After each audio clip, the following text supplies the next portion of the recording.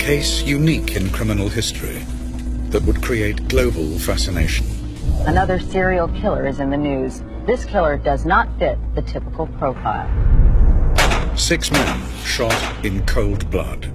She was a danger to any man she picked up on the highway. A brutal killer stalks the state of Florida. Hey, you want to help me make some money? I really feel she was evil. One of the most evil people I've ever been around. Highway hooker turns serial killer. She hated men. That's exactly why she killed. Made it real easy to pull the trigger. This is the remarkable story of the investigation into the world's most infamous female killer. She was more of an animal. She frankly needed to be put down. Daytona, Florida's most famous beach, and a magnet for holidaymakers and America's retired. As the 1980s draw to a close, a dark cloud is brewing over the Sunshine State. December the 1st, 1989. Police recover an abandoned vehicle. The car has been stripped of ID and wiped clean of prints. The owner is missing. Lieutenant Steve Binniger is initially unconcerned. A lot of people go missing in this state because it's a very transient state. I mean, the state of Florida attracts people from literally worldwide. A gruesome discovery 5 miles away from the abandoned car plunges detectives into a murder investigation. Police struggle to identify the corpse. Decomposition takes place pretty fast in Florida with the humid weather and the heat and everything. And with the animal activity, also the bug activity. Senior crime lab analyst Merv Stevens is familiar with the difficult process of identifying bodies. A lot of times the performing doctor will go ahead and remove the hands, send them to a crime laboratory, and then I may have a day or two to work on them. It's a very tedious process, something that we don't look forward to doing, but somebody has to do it. From the fingerprints, police identify the victim as divorced electrician Richard Mallory, shot 4 times with a .22 caliber pistol. What are you doing? Mallory was on his way to Daytona when he was shot and robbed, but for items of little value. Detective Brian Jarvis tries to work out a motive for the murder. When you're doing a criminal investigation, you look at every possibility you can so you don't miss something. But police have little to go on, and the trail goes cold. Then, 3 murders in 3 months. Divorcee David Spears. Soon to be married Charles Koskadden. And family man Troy Burris. Investigators notice a chilling similarity in each of the killings. Each of these cases involved somebody being killed with a .22 caliber, which is typically more of a woman's gun. People don't usually use a .22 caliber gun to do murders, and yet we have 3 of them right in Central Florida. It's not a powerful weapon and is usually used for self-defense. The same small caliber gun was used to kill Richard Mallory, and there is a similar pattern to all 4 murders. They were in a vehicle. They were white. They were male, my age or even just a little bit younger. The seats in the vehicles were pulled to their forwardmost position, and that would be a common thread, which is a little unusual. But as police begin to make the connections between these murders, a killer continues to stalk Florida's highways. Come on in. Retired police chief Charles Humphreys is on his way home to his wife of 35 years when he stops to pick up a hitchhiker.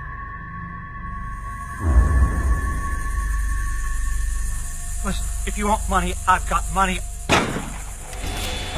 With a 5th man lying dead, police are rocked by the realization they are hunting a serial killer.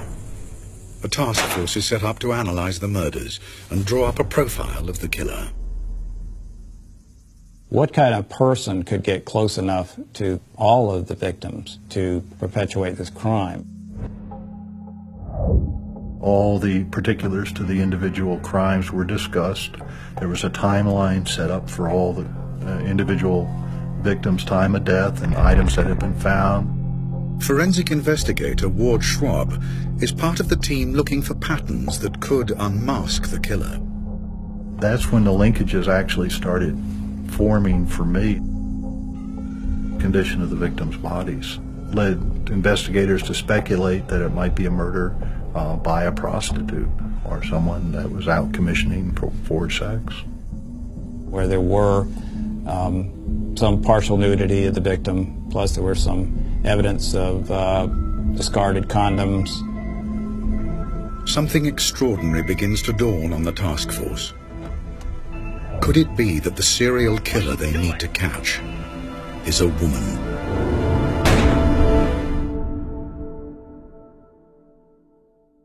Get out of the car! 5 men shot. Their bodies and cars scattered across Florida's interstates. Just move now. County detectives believe they have a highly unusual case on their hands. They suspect the killer they are looking for is female, soliciting along the highways to get close to the men she robs and murders. There was no other documented female serial killers that we could think of. You wonder, how do they act as compared to a male serial killer?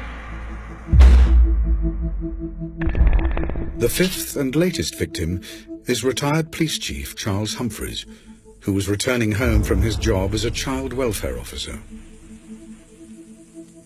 When we examined the body further at autopsy, it looked like he had actually been spinning and was being shot as he was turning, like he was trying to get away. The painstaking search for clues at Florida's Central Crime Lab is frustrated by the killer's attention to detail.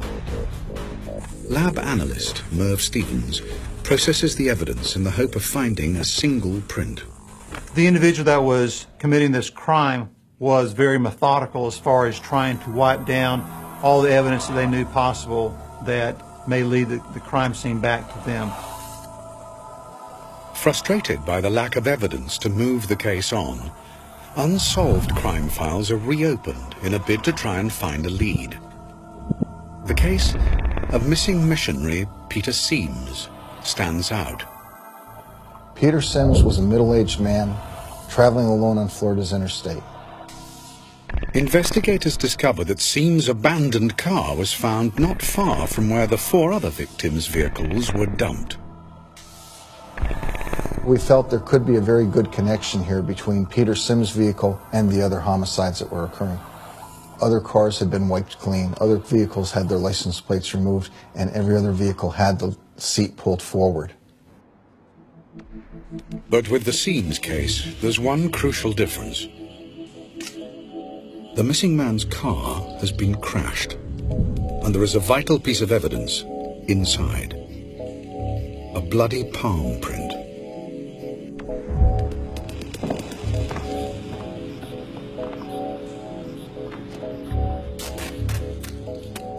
The palm print being made in blood makes it a very fragile type of print. If you start moving around too much, the print will actually almost just fall to pieces. It's the first definite clue for the investigators. I theorized that she had touched her forehead and noticed that she had some blood. In grabbing the armrest to release the door handle is where the palm print was found. And unless you take the armrest off, you wouldn't see the palm print. Finding the killer's print is a major break. Merv Stevens works on the critical job of analysis. But the Sims case has provided another vital lead. The police have an eyewitness account from a local resident who was close to Sims' car on the day it was crashed and then dumped. There were a couple people outside of her house using her hose. She noticed they had blood on them, and they were rinsing the blood off. Detectives are staggered. A whole new twist is added to the investigation. The sketch, based on the eyewitness's account, shows not one, but two female suspects. Do investigators now have two serial killers on their hands? It was overwhelming. I can remember my first thought is, what do we do next? But detectives have little time to think before another body is discovered. Normally with a body dump, you have some other evidence there. In this particular case, there was none. It appeared to me that someone had gone to great lengths to try and hide the identity of the decedent. The seventh victim is identified as trucker and reserve police officer Walter Antonio. What forensics notice at the crime scene is vital. We could see indentations on his hands where he had rings that had been removed. We saw an indentation on his wrist where a wristwatch had been removed, but none of those were in the immediate area. If detectives could locate these missing possessions, they could lead directly to the killer. Police begin an extensive search of Florida's pawn shops in the hope of finding evidence. $30. Sign here. But they know time is not on their side.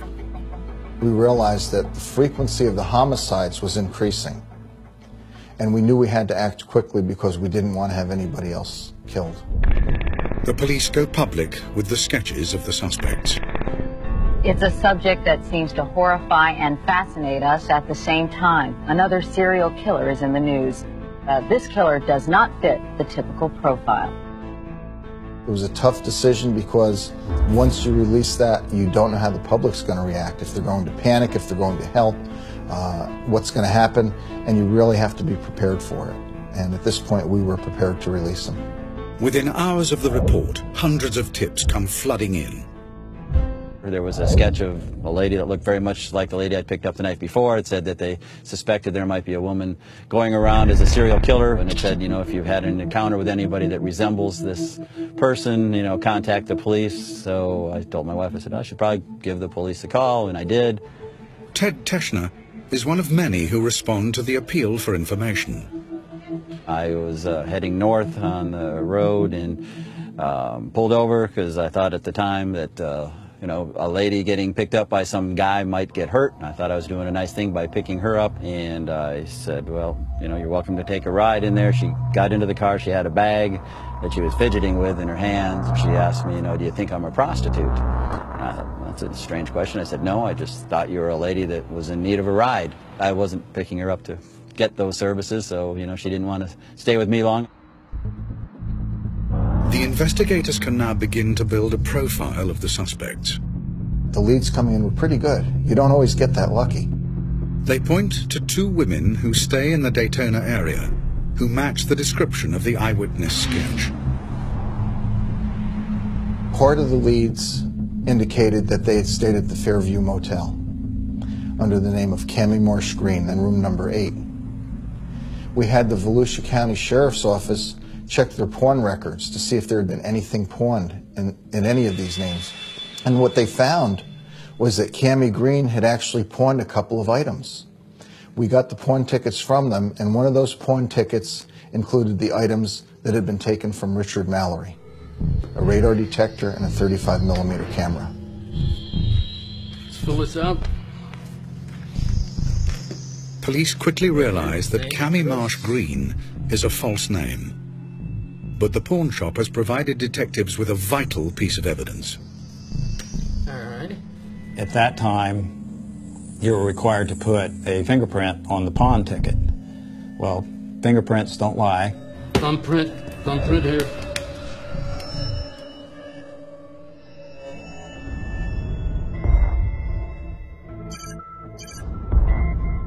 The print is rushed to the state's fingerprint lab. Director Jenny Ahern runs it through the automated identification system. I ran the print numerous times to no avail. I also had a coworker of mine run the print to no avail.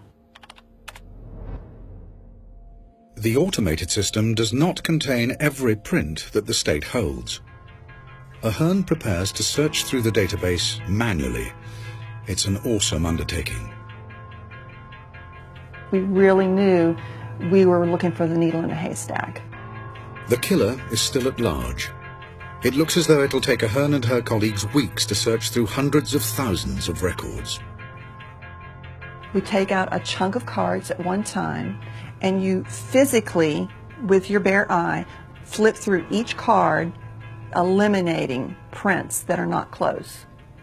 I had only been in the drawer for about 15 minutes. I had taken out one section of the cards. I'm flipping through, looking at each card, one at a time. And within 15 minutes of the first set, I found a card that I felt was close. I could not even breathe because I was so excited about the possibilities of this, that we may actually have found this woman. So I looked at it, looked at my print, looked back at it again, looked back. We knew we were looking for a white female. Turned the card over, it's a white female. I was just beside myself. They trace the print to a woman whose name is Aileen Wuornos. Take care. She had been previously arrested for possession of a .22 caliber 9-shot revolver. So we're thinking, this is definitely a person that we need to take a hard look at. Investigators need to establish detailed information about the prime suspect. Hey, baby, how much? Come on. She traveled in these circles of, drugs and alcohol and prostitution. She seemed to always gravitate back to the Volusia County area. We decided to put some surveillance teams out. It was very much a long shot. The team begin combing Daytona in the hope of tracking Wuornos down. Mike Joyner is one of the undercover officers trawling the bars, while his colleague, Tom Tittle, is part of the backup squad. We were essentially divided up into shifts. Myself and a few others were on the midnight shift, so sleep during the day, and at nighttime we would go around the city trying to fill in into the bars, into the low-life areas. Joyner poses as an out-of-town drugs dealer from Georgia, looking for a good time. We'd go to a bar and get out and go in and belly up to the bar and kind of drink a beer. The trail for Wuornos leads them to a notorious biker bar, the Last Resort. It was pretty unique. The ceiling was made up of bras and women underwear, where they had evidently taken them off and put it in the ceiling, stuck them up in the ceiling with pins and stuff. Owner Al Boeing confirms that Aileen is a regular at the bar, usually drinking with her lesbian girlfriend, Tyria, who she'd been seeing for nearly a year. She used to come in with a girlfriend, Ty. They'd come in for a few beers, hang out for a little while, and take a leave, and the next day they'd come back in, then they'd be gone for a few days, and just like anybody else. But days go by, and neither woman shows up. Detectives discover that Tyria and Aileen have separated, leaving Wuornos broken-hearted. They fear she may have left town. Finally, one night, I got lucky, and I walked in the bar, and there she was. The investigators had put together as a sketch what she looked like, and there was no doubt the lady I was looking at in that bar right then was Aileen Wuornos. Want to help me make some money? Nah, I'm not interested. Yeah. Get out of here. She made it quite clear that she was a lesbian, and she was a street walker, and that's how she made her money. Have detectives finally cornered the killer? State Prosecutor Dave DeMoore knows the stakes are high. If she were to lose surveillance and go out and kill somebody, can you imagine trying to explain that to a group of journalists? Why, knowing that you have the chief suspect, that you were able to lose her and she committed another murder? Want a drink? Damn right. Can Joyner lure the streetwise Wuornos into his trap? He needs to secure evidence so police can charge her with murder. If he fails, Wuornos walks free, and more men could die.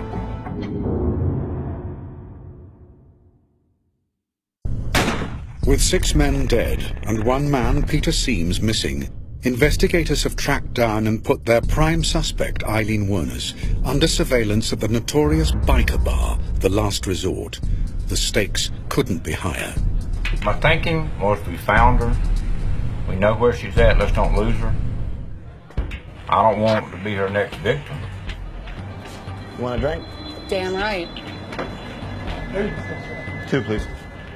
Undercover officer Mike Joyner needs hard evidence, fast, so the state can charge Wuornos with murder. How's it going? It's going. If the operation fails, more men could die. She wants cigarettes, I'll buy her cigarettes. She didn't have any money. You want a cigarette? Yeah. As Joyner strikes up a rapport with Wuornos, his support team wait anxiously nearby. My group was set up directly across the street from the bar. There was others down the street. And so we had our wire where we could listen to all the conversation that was going on because Mike had the wire on his body. What are you hanging around for? Are you gonna screw or what? We conferred with the undercover officers too, because they would come and go out of the bar. These 2 guys were excellent undercovers, and I have a great amount of respect for them personally and people who can do that kind of work. As the investigation closes in on Wuornos, the team listening in agonize over what to do next. My difficulty was that my job would be to get a conviction based upon evidence that I didn't have yet. Effectively, what we had was a lot of circumstances. We could put her in a lot of places, but we couldn't put a gun in her hand. Okay. Is that the key to your hotel room over there? Is that where we're going? No. What police want to find is the murder weapon.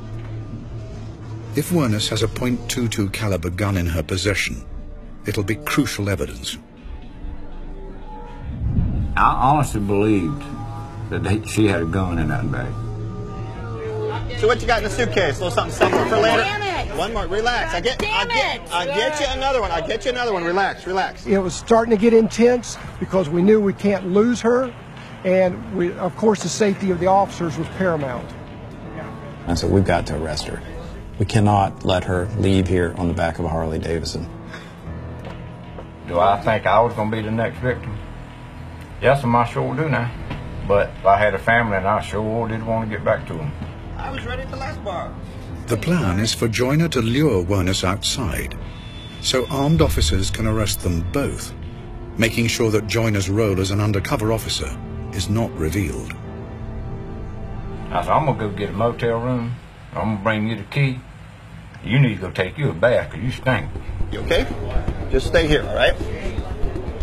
I said, you stink and I stink. We ain't bathed in 2 or 3 days. I guarantee you now, some of us need some water and soap.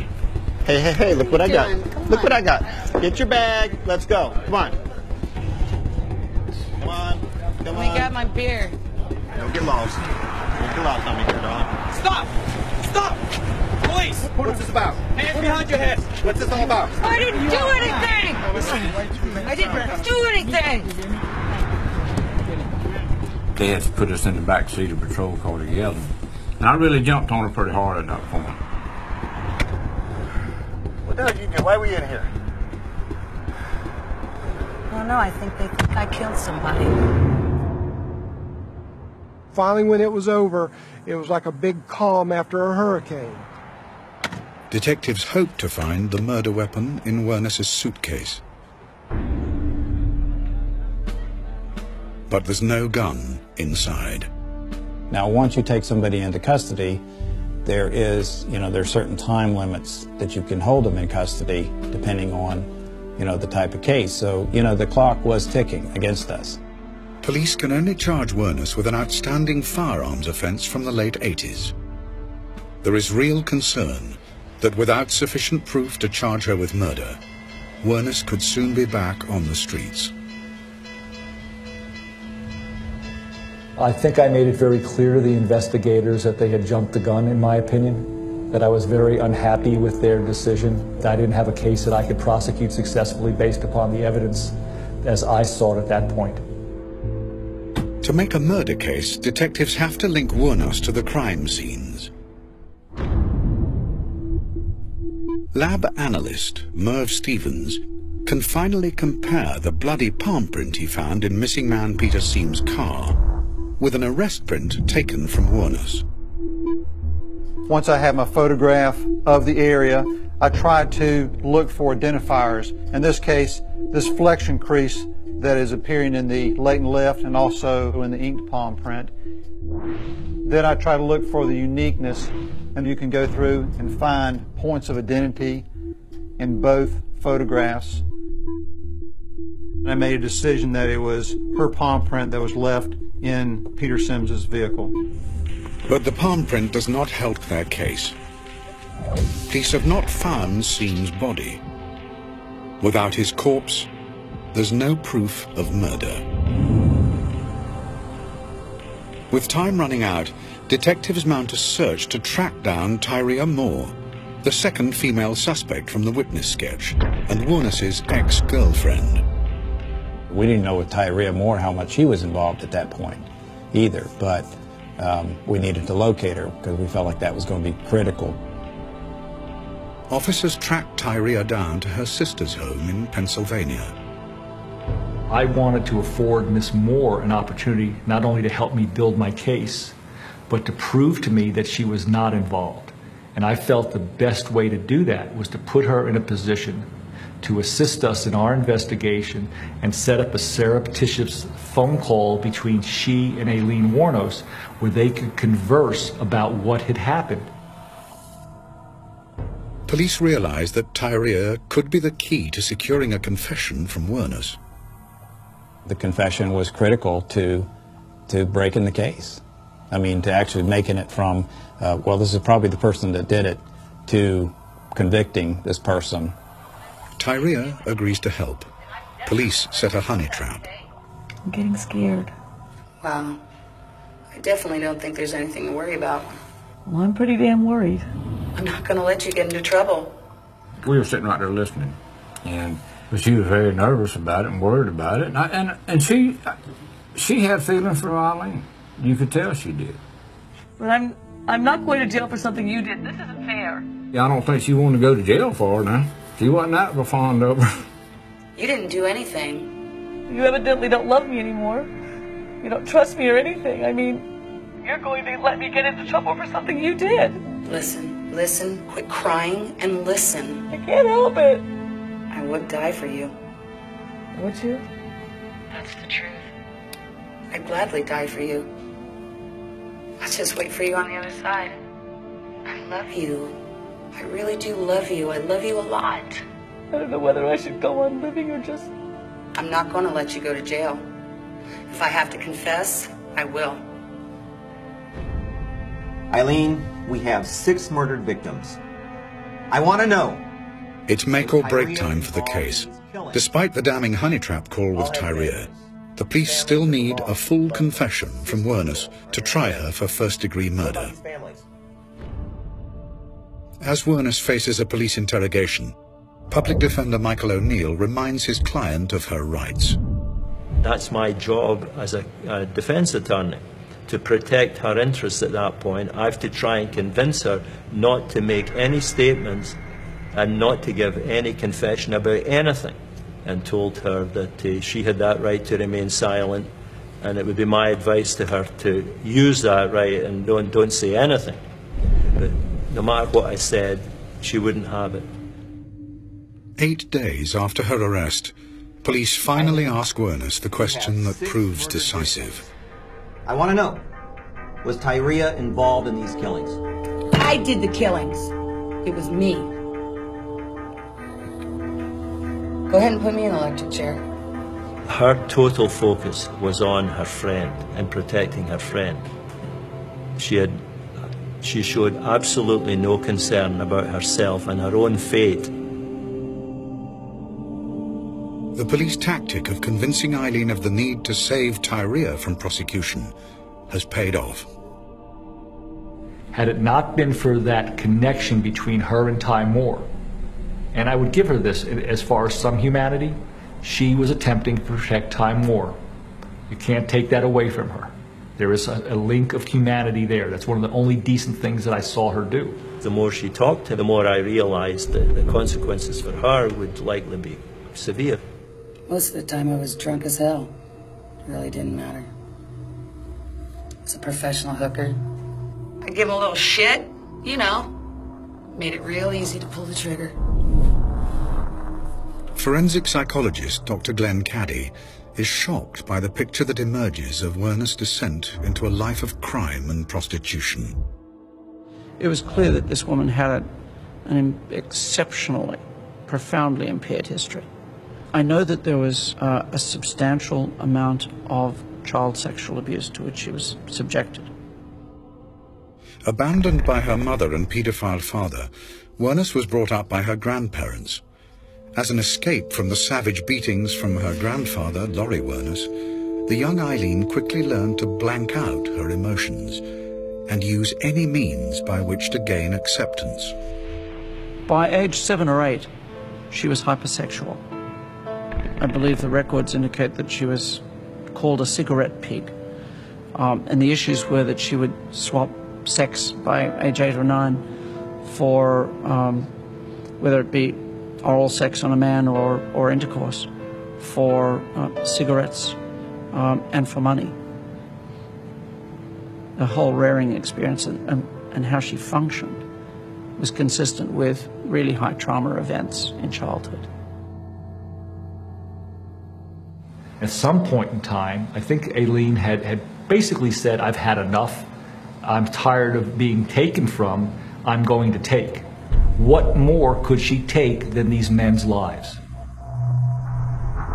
Having secured the vital confession, the next priority for detectives is to find evidence to make the prosecution case watertight.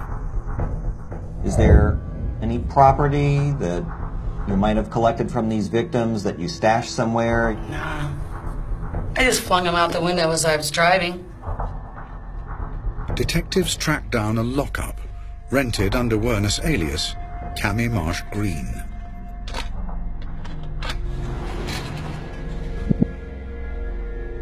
The harsh truth is revealed. Wuornos has hoarded personal possessions stolen from her murdered victims. A lot of these items were personal to the individual. They were briefcases, they were watches, they were rings.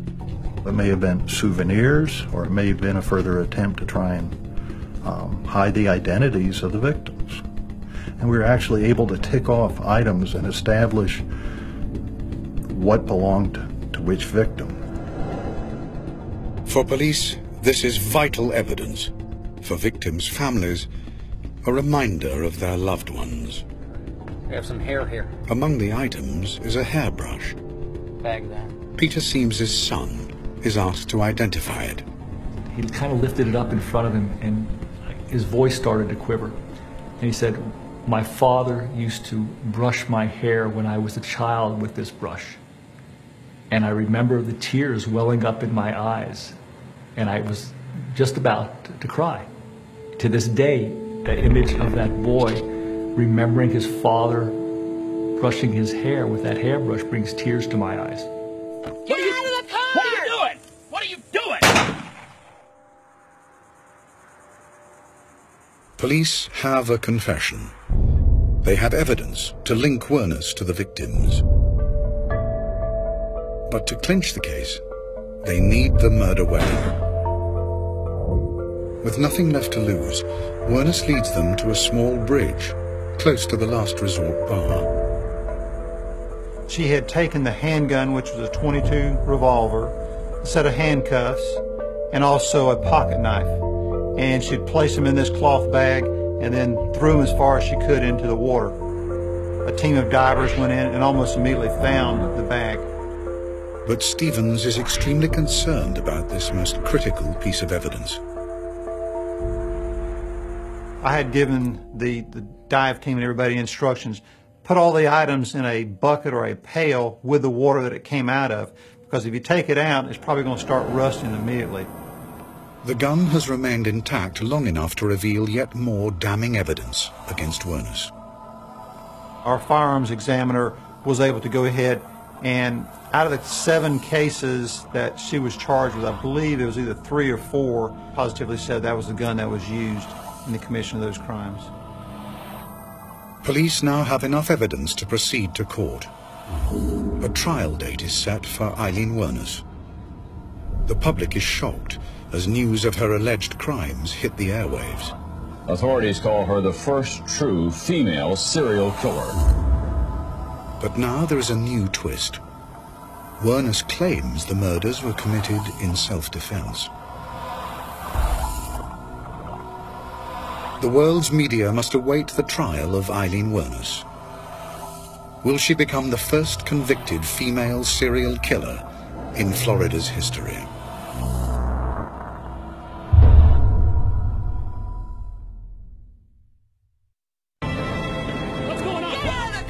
Aileen Wuornos has been arrested and charged with the serial murder of 6 men. Made it real easy to pull the trigger. In a plea bargain, she admits to 6 murders, hoping to swap her confession for a life sentence rather than death row. I did the killings. It was me. But Wuornos' plea bargain is rejected. She will be tried for her life. Rape me or kill me. The main thing about Aileen Wuornos was she was a female serial murderer, and that's why the state would be out to get the death penalty on her. First up is the murder of Richard Mallory, Aileen's first victim. Wuornos pleads self-defense. You shot him immediately, didn't give him a chance to say anything, did you? Am I supposed to stop the clock and say, rationalize with this guy who wanted to kill me? She described herself as having her neck tied to the steering wheel by a steel cord and having it cut and bleeding. He was going to kill me. He was going to beat the living daylights out of me, choke me to death. There was no blood in the vehicle when it was found by us, no trace evidence to suggest that she had been tied to the steering wheel. Wuornos' testimony does not convince. Ex-girlfriend Tyria, who is not facing any charges, has become a state witness against her. We were sitting on the floor watching TV, and she just come out and said, I have something to tell you. And I asked her what, and she said that she had shot and killed a man that day. Their taped telephone conversation is powerful evidence against Wuornos. I don't know whether I should keep on living or if I should... No, Ty. And what if they don't believe me? What? I'm not going to let you go to jail or anything. If I have to confess, I will. She is found guilty, and the judge imposes the ultimate sentence. Until by warrant of the governor of the state of Florida, you, Aileen Carol Wuornos, be electrocuted until you are dead, and may God have mercy upon your course. Wuornos' claim of self-defense has failed to save her from the death penalty. But the judge had not allowed Wuornos' legal team to present evidence that her first victim, Richard Mallory, had a previous conviction for attempted rape. The fact that he had a conviction years earlier didn't put the gun in his hands. She was the one that carried the gun. She was the one that had it with her, and she was the one that took it out and shot him. When the jury advised us that they were recommending to the judge that Aileen Wuornos should be put to death, I felt it was justified. I was fine with it. I had no qualms in my heart or my mind that it was the right decision. In March 1992, Wuornos pleads no contest to the murders of Charles Humphreys, Troy Burris, and David Spears. Probably get 3 more death row sentences, and then I got to go to Pasco and Dixon for 2 more death row. How many times you got to kill me? Then, in June 1992, Wuornos pleads guilty to the murder of Charles Carskadden. The following February, she's found guilty of the murder of Walter Gino Antonio. She now has 6 death sentences on her head. The victims' bereaved families welcome the verdicts. She shot him 7 times. She's just evil. She's a horrible, evil person.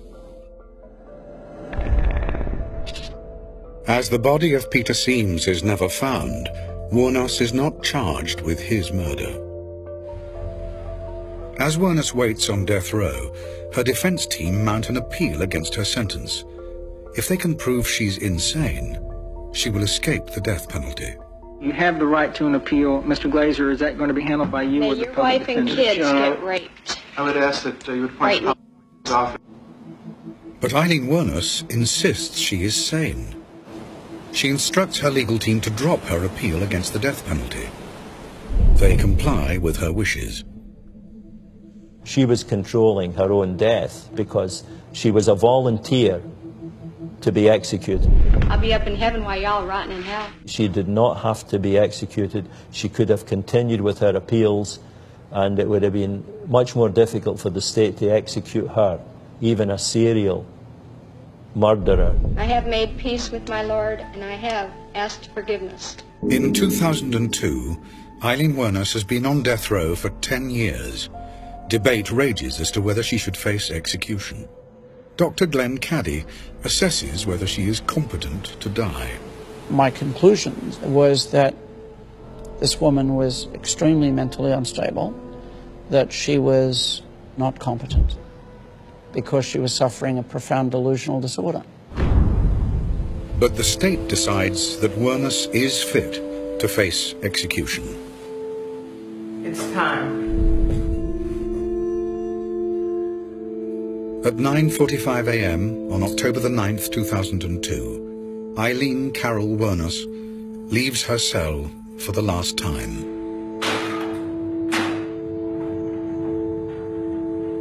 Her agenda was that she wanted to die.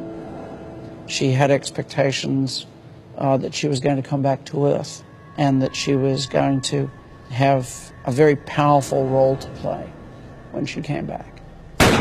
With the exception of killing these people, her background was one of tremendous powerlessness and ineffectiveness and loss. And so, in essence, this whole delusion was the presumption of having a new life. And so she couldn't wait to get there.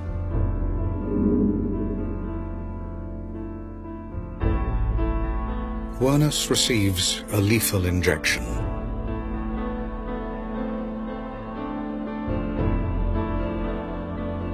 Her final statement was this exactly: "I'd just like to say I'm sailing with the Rock, and I'll be back like Independence Day with Jesus, June 6th, like the movie, big mothership and all, I'll be back."